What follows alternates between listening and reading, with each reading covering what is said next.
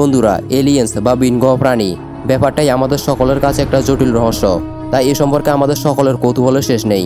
তার সঙ্গে আবার ইউএফও যোগ হলে তো কথাই নেই। এই কারণে বোধহয় সায়েন্স ফিকশন গল্প বা সিনেমা সম্পর্কে আমরা এতটা আকর্ষণ বোধ করি। বন্ধুরা, আমাদের আজকের এই ভিডিওটা কিন্তু এরকমই এক রহস্যময় ও বাস্তব ঘটনা নিয়ে তৈরি। কিভাবে এক পাইলট ও তার প্লেনের উপর এলিয়েনরা আক্রমণ করেছিল সেই নিয়েই আমাদের আজকের এই ভিডিওটি। ওই এলিয়েনরা সেই প্লেনটিকে শেষ পর্যন্ত কোথায় নিয়ে গিয়েছিল আজও সেই রহস্যের সমাধান হয়নি। তাহলে চলুন বন্ধুরা, জেনে নেওয়া যাক এলিয়েনদের রহস্যময় সেই আক্রমণের কথা।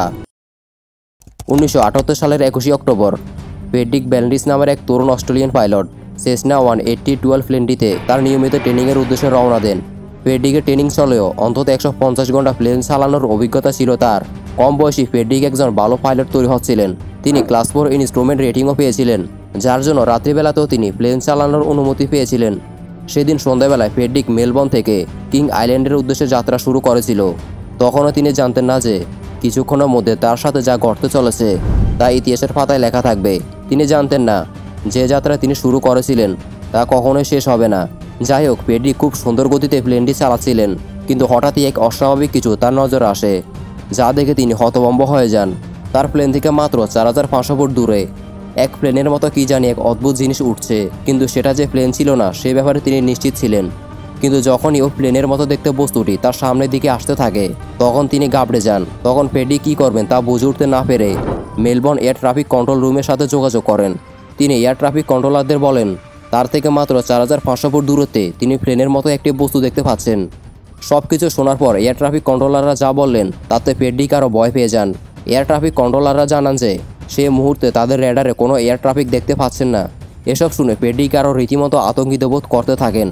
তখন তিনি একটা কথাই ভাবেন যে ওই বস্তুটা যদি প্লেন না হয় তাহলে ওটা আসলে কি।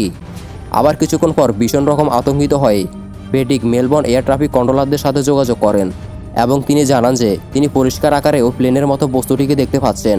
আর ফ্রেডরিকের কাছে এসব শুনে এয়ার ট্রাফিক কন্ট্রোলাররা নিশ্চিত হয়ে যান যে অসম্ভব কিছু একটা ঘটতে চলেছে। তাই সমস্ত কন্ট্রোলাররা নিজেদের মধ্যে আলোচনায় বসেন যে কিভাবে তারা ফ্রেডরিককে সাহায্য করবেন। আর হঠাৎ তখনই ফ্রেডরিক প্রচণ্ড শব্দে চিৎকার করে ওঠেন। চিৎকার করতে করতে তিনি বলতে থাকেন যে এক অদ্ভুত দেখতে প্লেন তার পিছু নিয়েছে। তখন কন্ট্রোলাররা জানতে চান যে সেই প্লেনটি আসলে দেখতে কেমন। তখন ফ্রেডরিক জানান যে এ ধরনের প্লেন তিনি আগে কখনো দেখেননি, তাই তিনি জানেন না যে সেটা আসলে কেমন ধরনের প্লেন। কিন্তু প্লেনটি আকারে অনেক বড় আর তার উপর একটি সবুজ রঙের বিশাল উজ্জ্বল আলোয় জ্বলজ্বল করছে, যেটা ফ্রেডরিকের কাছে অস্বাভাবিক বলে মনে হয়েছিল। তিনি আরও জানান যে কোন এক অদ্ভুত ধাতু দিয়ে প্লেনটি তৈরি। তারপর ফ্রেডরিকের সাথে কন্ট্রোল রুমের সঙ্গে যোগাযোগ বিচ্ছিন্ন হয়, যদিও কিছুক্ষণ পর ফ্রেডরিক আবার যোগাযোগ করেন এবং তিনি আরও অনেক ভয়ার্থক গলায় কথা বলতে থাকেন। তিনি বলেন যে ওই অদ্ভুত দেখতে প্লেনটি তার প্লেনটির ঠিক উপরে ভাসছে, তার থেকে মাত্র 1000 ফুট উঁচুতে। এরপরে ফ্রেডরিকের সাথে কন্ট্রোল রুমের সংযোগ মাধ্যমের সমস্যা হয় এবং বিভিন্ন শব্দ হতে থাকে এবং শেষ পর্যন্ত সংযোগ একেবারে বিচ্ছিন্ন হয়ে যায়। কন্ট্রোল রুমের কন্ট্রোলাররা ফ্রেডরিকের কাছে শেষে যা শুনতে পেয়েছিলেন তা হলো এটা কোনো প্লেন নয়।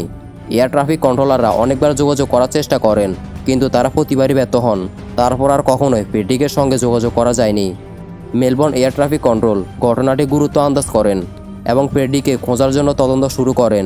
এই বিশাল তদন্তে জাহাজের সঙ্গে রয়্যাল অস্ট্রেলিয়ান এয়ারফোর্স অর্থাৎ RFL লকেট P3 অডিয়ন এয়ারক্রাফট ও R1T সিভিলিয়ান এয়ারক্রাফট অভিযান চালায়। এরা সকলেই 1000 মাইলেরও বেশি এলাকা জুড়ে তদন্ত অভিযান করে। কিন্তু দুর্ভাগ্যজনক ব্যাপার হলো ফ্রেডরিক ও তার প্লেনের কোনোটিরই অস্তিত্ব পাননি তারা। ফলে বাধ্য হয়ে 1978 সালের 25 অক্টোবর এই অভিযান বন্ধ করে দেওয়া হয়।